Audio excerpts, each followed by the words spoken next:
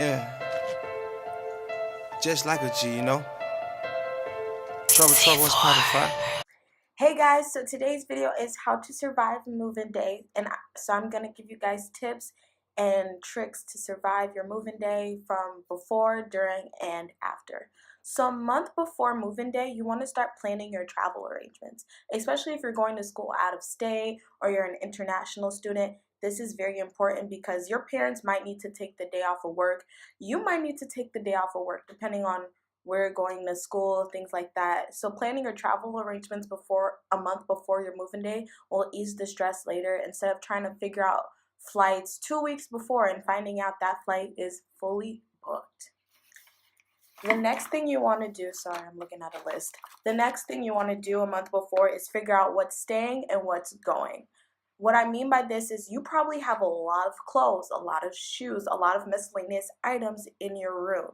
And you're not going to figure out what's staying, what's going the day before you leave. So if you give yourself a month before, you can figure out, oh, I don't need this winter coat right now. I can come get it over Thanksgiving break or winter break.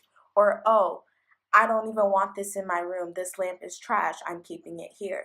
That way, when you're packing, you know exactly what to put in your suitcases and what's staying and all that stuff, so your room doesn't turn into the end of Final Destination 5 the day before you move in. The last thing you should do a month before you leave for move-in day is figure out how to send things over there. This is very important for students who are out of state or international students. If you can figure out a way to send things over to your campus before you actually go for move-in day, it'll be great because that's less packing for you and less things you have to try to fit into a suitcase. My cousin who goes to Harvard, she went to Bed Bath and Beyond, or is it Bed Bath and Beyond? Yeah, Bed Bath and Beyond, and they have this program where if you're a college student who's going out of state or you just want to put your stuff on layaway, you can actually scan stuff in the store that you are close to, and they will have it ready for you in the closest bed Bed Bath and Beyond in your campus city, or they can actually ship it to your campus door. Lots of other places do that. You probably just have to look around and ask. I know for sure Bed Bath and Beyond does a layaway program, so you don't have to bring your bedding and your shower caddy and try to fit it into a suitcase if you're going 3,000 miles across the country. So 2 weeks before your move-in day, you want to start packing. I started packing a week before just because I don't have a lot of stuff and most of my things were already packaged already, so I didn't have to pack much.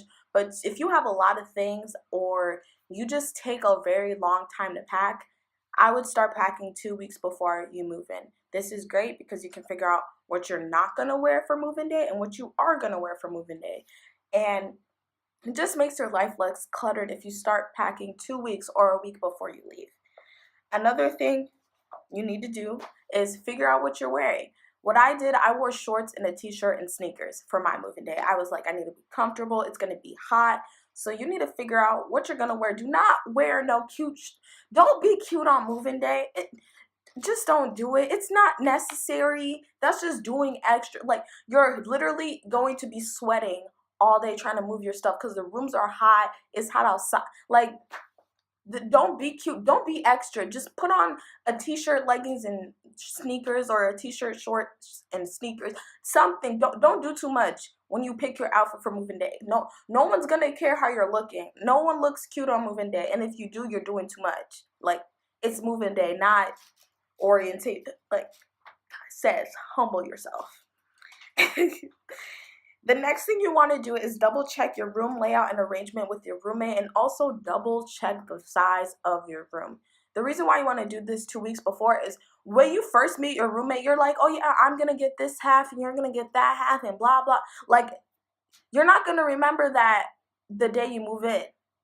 So 2 weeks before, or whichever roommate gets there first, talk about it. Like, this is how I want the room to look when I get there, yada yada yada yada. Figure that stuff out. Double check your beds when you come in are actually this way. You can request have your beds lofted when you get there, so you don't have to loft them yourself.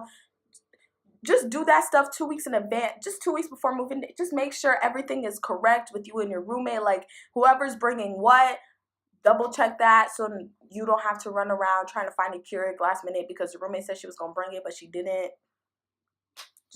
Just double check, make sure everything is good. Say your goodbyes. When I mean say your goodbyes, I'm like say goodbye to your friends who are gonna leave before you or the friends that are leaving after you. You just want to get that done 2 weeks before you leave or a week before you leave, so that way you aren't like packing and cramming to say goodbye to people and doing all this stuff. That is just gonna make it so much easier if you just start saying goodbye 2 weeks before you leave instead of last minute. And then the last thing you need to do 2 weeks before you leave is notify your job when you want your last day to be. I would recommend your last day at work to be 2 days before you leave. So if you plan on leaving on Saturday, your last day of work needs to be Thursday. If you plan on leaving on Friday, your last day of work needs to be Wednesday, and so on and so forth. Because you don't want your last day of work to be the day before you leave. You're going to be exhausted. You're probably going to work 3 to 10. You're going to be tired. So you want your last day to be at least 2 days before you leave. That way you have your last day to relax, do last minute packing, do last minute goodbyes, things like that. So you're not stressed about, oh, I have work today. No, you're stressed about, shoot, I need to fit this in my suitcase. Okay.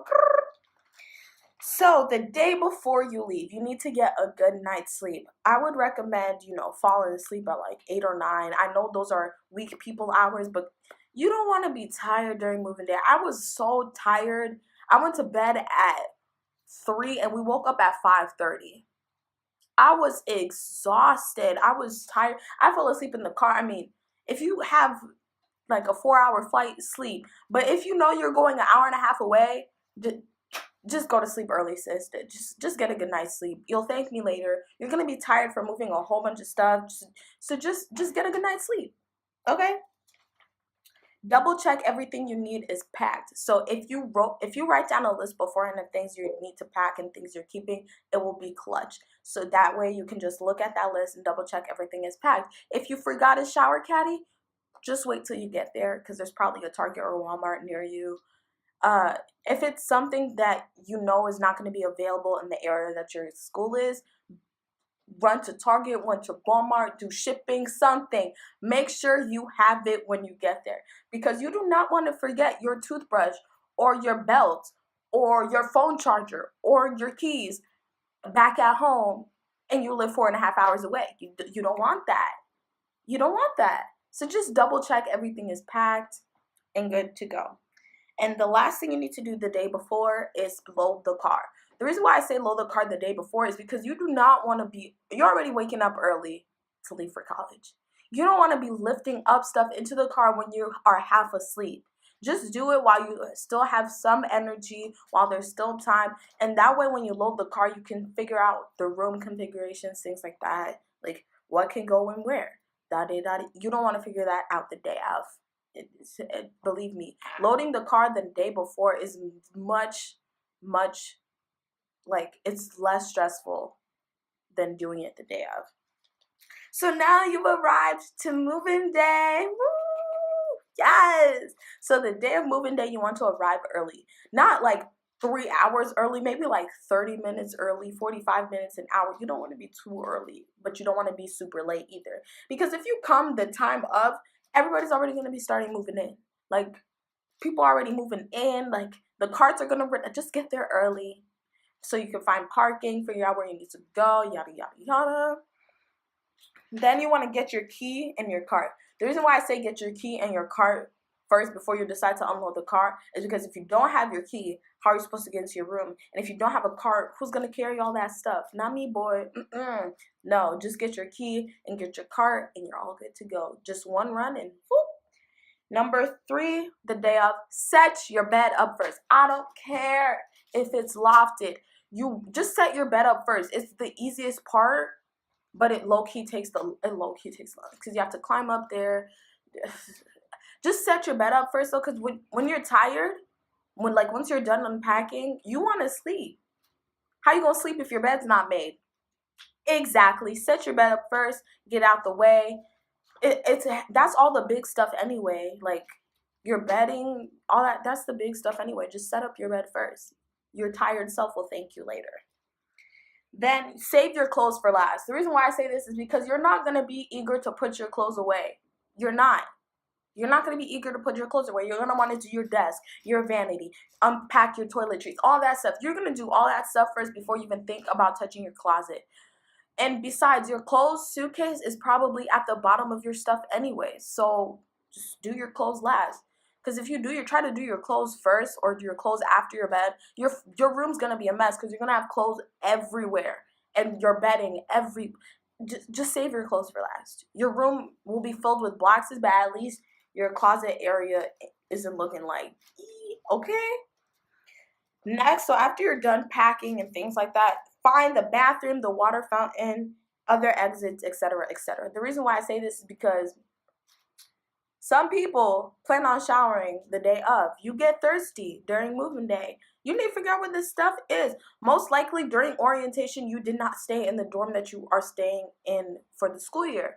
So you need to find everything. If you're lost, follow the signs, find your RA, figure out where you need to go. Usually the people who are helping you move in have lived in that building before, so they know where stuff is. Like every single floor has the same layout, regardless of like the same building, same floors have the same layout. So just ask someone where everything else is. And also if you find other exits, you might find a closer way to get to the bus stop or a closer way to your class instead of walking all the way around. Just find everything you need to find. Then you want to meet your RA and other floor mates. The reason why I say this is you want to establish a connection with other people on your floor, because the first week you live there, you're gonna be lonely.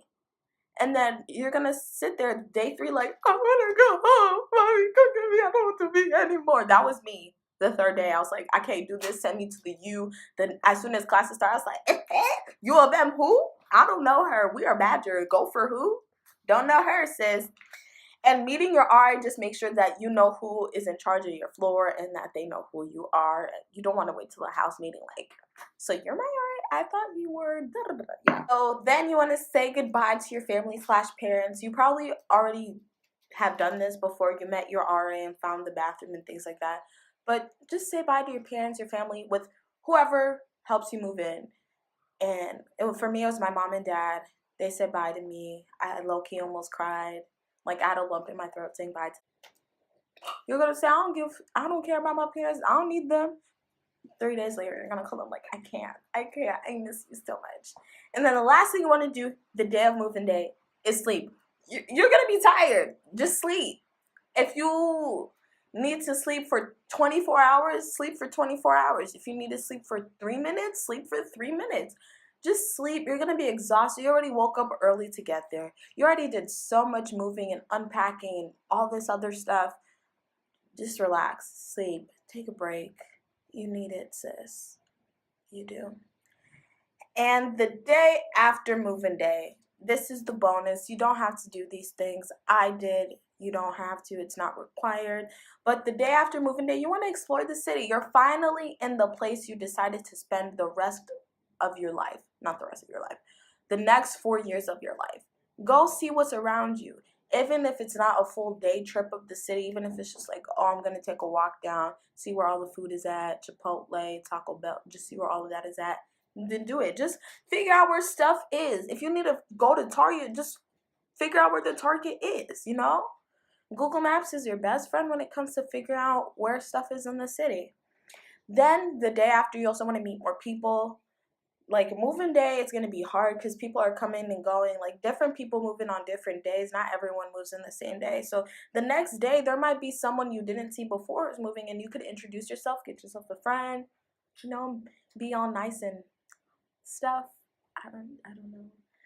Then you want to find the buildings where your classes are in. You can save this for the week before your classes, depending on when you move in. I know some people, the week of move-in week is the only time they have before classes start. So just go and find the buildings your classes are by. So that way you're like, oh, I have chemistry in the chemistry building and psych in the psych building, and they're 5 minutes apart. That's quick and easy. Or if you live in the farthest part of campus and your classes are on the opposite side, you need to figure out how to get there in a reasonable amount of time so you're not late. So just do that the day after or any time before your classes start so that you're not lost and confused, because in College is just like high school. If you lost, they're not gonna help you. Everybody else is trying to figure out where their classes are. They don't have time. Like that's why you need to practice 2 days before, the day before your classes start, the week before. Just figure out where your stuff is, because if you don't, first day of classes, nobody's gonna help you. Everybody either got their headphones in, or they're on their bikes, they're in the car, they're on the moped, they're on the bus, they're minding their own business. Nobody's gonna help you. If you say, "Hey, does anyone know where the chemistry?" They're not gonna help you. So just try your best. Figure out where stuff is, and if not, just use Google Maps. Anyways, that's the end of this video. I hope you guys enjoyed it. Give this video a thumbs up if these move-in tips helped you. Comment down below any other move-in tips you have, or when your move-in date is, if you know when it is already. If you're new to my channel, please click the subscribe button. I make new videos every single week, or I try my best to. All my social media links are down below. My latest video is right here. Just click on it. It's right there, waiting for you to be its friend. Just do it. I know you have nothing to do. You probably have work in 20 minutes. Then the next video is only 5. Just watch it. Watch it on your way to work. Anyways, love you peeps. Bye.